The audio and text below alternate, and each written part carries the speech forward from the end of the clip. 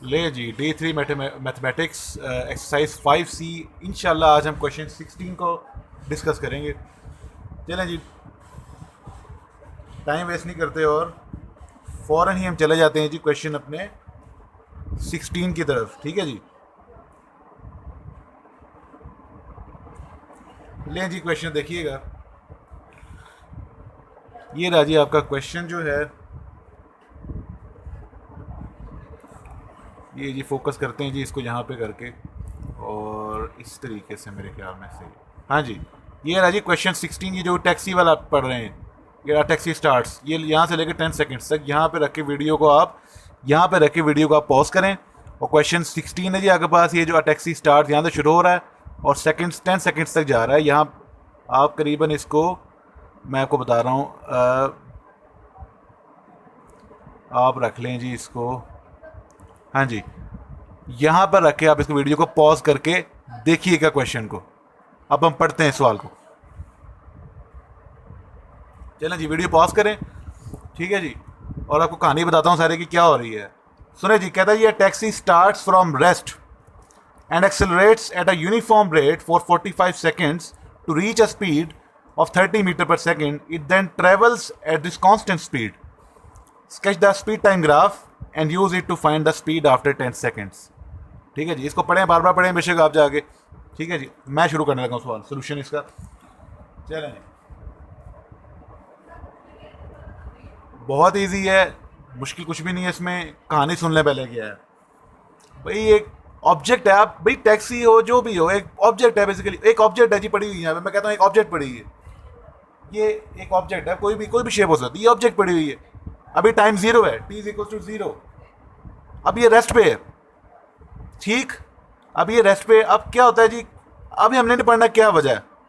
ठीक है जी, अब समझे, बस ये एक मूव करना शुरू कर गई। अब ये सिर्फ आप समझे कि ये मूव करना शुरू करती है जी। और सवाल क्या कह रहा है, ये ऑब्जेक्ट समझे, यही टैक्सी है और ये मूव करना शुरू करती है जी। और मूव करते करते जी अब टाइम यहाँ पे जब ये आती है ना, टाइम हो जाता है आपके पास 45 सेकेंड्स। ठीक है जी, जब इस पॉइंट पे आती है तो 45 सेकेंड्स गुजर चुके होते हैं।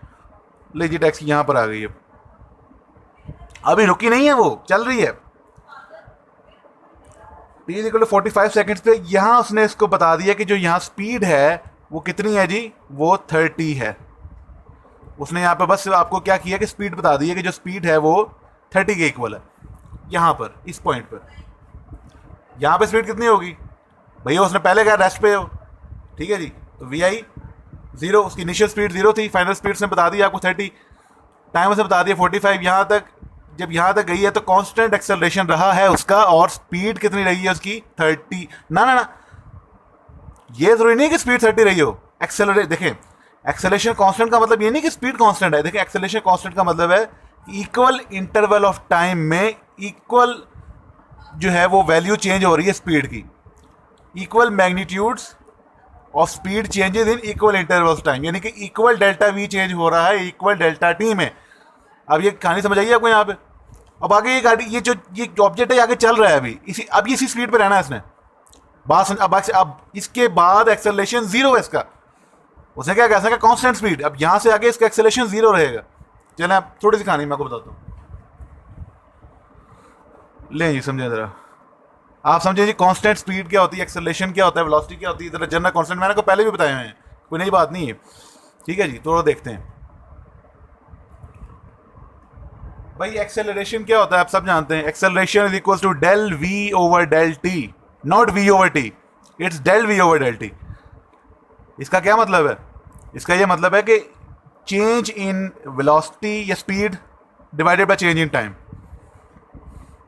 भाई अगर ये डेल वी जो आपके पास है और ये डेल टी, इसके equal changes equal del T के चेंजेस में हो, तो आप कहते हैं एक्सेलरेशन कांस्टेंट आ गया। यानी कि फॉर एग्जांपल मैं कहता हूं कि अगर इसकी वैल्यू, अगर डेल वी की वैल्यू आपके पास हो जाए 4 और डेल टी की वैल्यू हो जाए 2, कितना आया ये एक्सेलरेशन, 2। ठीक, इसी तरह अगर भाई अगर डेल वी की वैल्यू हो जाए आपके पास भाई 8 और डेल टी की वैल्यू हो जाए 4, तो कितना आया एक्सेलरेशन, 2। ठीक है जी,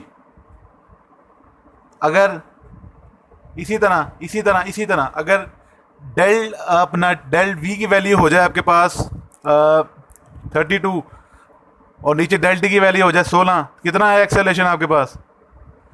2। देख रहे हैं हर जगह डेल वी कांस्टेंट नहीं है, ना ही डेल टी कांस्टेंट है। देखें डेल टी अगर कांस्टेंट हो गया, डेल वी कांस्टेंट हो गया तो एक्सेलरेशन तो 0 हो जाएगा। मैं आपको बताता हूँ कैसे। डेल वी की वैल्यू खास नहीं है हर एक में, मतलब कि हर एक में सेम नहीं है, अलग अलग है। हो क्या रहा है फिर भी एक्सेलरेशन 2 ही आ रहा है। इसका मतलब क्या है? Uniform acceleration. It is uniform acceleration. Equal velocity changes in equal interval of time, equal speed changes in equal interval of time, it is known as uniform acceleration. अब यूनिफॉर्म वेलोसिटी क्या होती है, जिसे हम कांस्टेंट वेलोसिटी भी कहते हैं, और यूनिफॉर्म एक्सेलरेशन को कांस्टेंट एक्सेलरेशन भी कहते हैं। चलें जब जरा यूनिफॉर्म वेलोसिटी समझते हैं। भाई यूनिफॉर्म वेलोसिटी है, एक ऑब्जेक्ट मूव कर रही है, उसकी स्पीड है जी 2। 10 सेकंड के बाद देखा स्पीड 2 थी, 20 सेकंड के बाद देखा तब भी स्पीड 2 थी, 30 सेकंड के बाद देखा तब भी स्पीड 2 थी। और भाई 30 ले लो, 32 ले लो, 45 सेकंड के बाद देखा तब भी स्पीड आपके पास कितनी थी? उसकी 2 ही थी। इसका क्या मतलब है? इसका ये मतलब है कि इसकी स्पीड तो चेंज ही नहीं हो रही। ये है यूनिफॉर्म स्पीड। अब जब ऐसा हो जाए, इसका मतलब जो स्पीड चेंज नहीं होगी, इसका मतलब है कि डेल वी, तो डेल वी का मतलब एक्सेलरेशन क्या होता है? Del V over del T. Del V का मतलब क्या है? Change in speed. भाई जब डेल वी ही स्पीड चेंज नहीं हो रही तो 0 हो जाएगा। जब डेल वी ही 0 हो गया तो डेल टी करेंगे इसको।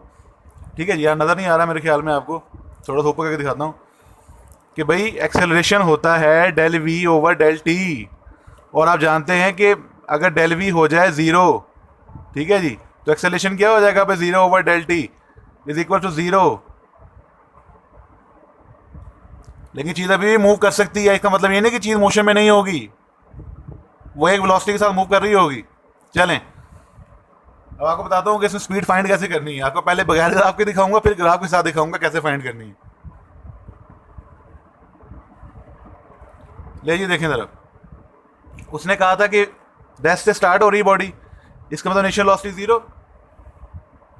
ठीक है जी, ऊपर करके दिखाता हूँ आपको जरा, ताकि मेरे पास जगह बच जाए नीचे पे लिखने के लिए। कहता है कि आपके पास जो है, देखें जी, इसकी इनिशियल वेलोसिटी थी 0, फाइनल वेलोसिटी क्या थी उसकी? उसने आपको बता दिया 30 थी। ठीक, और आपके पास एक्सेलरेशन क्या था? नहीं बताया उसने। ठीक है, टाइम बताया उसने, टोटल टाइम कितना लगाया उसने? 45 सेकंड बताया आपको। जब 0 टाइम था तो रेस्ट पे थी बॉडी, इनिशियल वेलोसिटी 0। अब एक्सेलरेशन निकालना है यहाँ से। उसने ये बता दिया कि एक्सेलरेशन यूनिफॉर्म है, कांस्टेंट है। ठीक है, यूनिफॉर्मली एक्सेलरेट कर रही है। एक्सेलरेशन क्या होता है? Del V over del T. Del V क्या होता है? V F minus V I over del T. Del T mean 45 T2। मैं बताता हूँ, पूरा लिख रहा था, T2 माइनस T1। ठीक, वी एफ क्या था जी? 30 और माइनस वी आई 0, T2 कितना? 45 माइनस 0, क्या बचा? आप देखें जरा, अब आपको बच गया बेसिकली, अब आपको बचेगा जी 30 ओवर 45। ठीक है, 30 और 45 बच गया आपके पास। अब इसको डिवाइड कर लें कैलकुलेटर पे, देखें क्या होता है।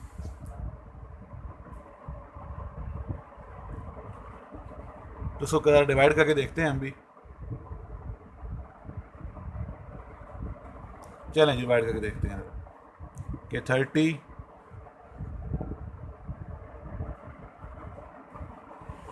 डिवाइडेड बाय 45, यहाँ नज़र आपको यहाँ भी नहीं आ रहा असल में।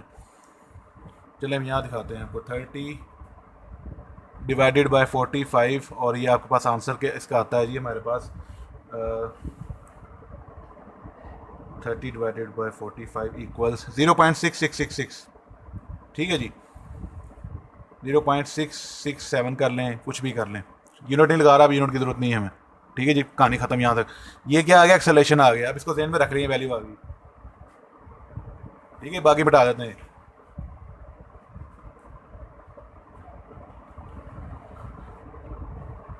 हमारे पास क्या क्या आ गया जी? एक्सेलरेशन आ गया, एक्सेलरेशन कितना आया 0.667।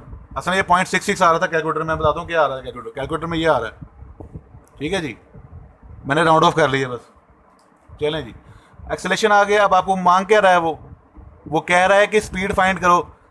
क्या कह रहा है वो, 10 सेकंड्स के बाद स्पीड फाइंड करो, यही कह रहा है ना भाई। आपके पास एक्सेलरेशन आ गया भाई। स्पीड का एक्सेलरेशन का क्या फार्मूला होता है, acceleration is equals to V F minus V I over del T, यानी कि T2 माइनस T1। अब हम टाइम रखते हैं जी, वी एफ कितना रखें भाई, वी एफ को फाइंड करना, वी आई कितना रखें। अब देखें ज़रा भाई, 10 सेकंड में निकालना है, इसका मतलब 0 से 10। तो जब 0 पे स्पीड क्या थी भाई, 0 थी, और 10 पे तो फाइंड करनी है, वही तो वी एफ एट 10 है, वी एफ वेलोसिटी एट 10 है। समझ गए भाई। उसके बाद T2 माइनस T1 का मतलब क्या है जी, इसमें 10 जहाँ तक फाइंड करनी है टाइम तक, और माइनस 0 से 10 तक फाइंड करनी है। तो कितना बचा, एक्सेलरेशन आपके पास दिया हुआ है, एक्सेलरेशन है जी 0.667, और ये आपके पास आ गया जी वी एफ ओवर 10। सिंपल 10 को मल्टीप्लाई करवा दें वहाँ पे जाके, तो वी एफ आ जाएगा। ठीक है जी, तो देखते हैं कितना आता है।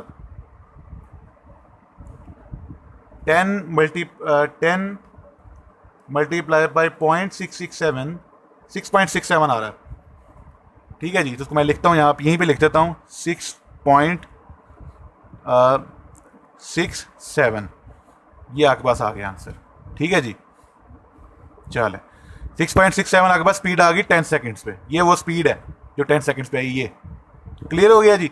अब इसी को मैं बताता हूँ ग्राफ से कैसे निकालना है। ठीक है जी, यहाँ तक पहले समझें इसको, और नेक्स्ट वीडियो में साथ ही मैं इसको आपको बता दूंगा कि ग्राफ से कैसे इसको करना है। ये ग्राफ से भी किया जा सकता है। ठीक है जी, चलिए कोशिश देखते हैं जी, चलें।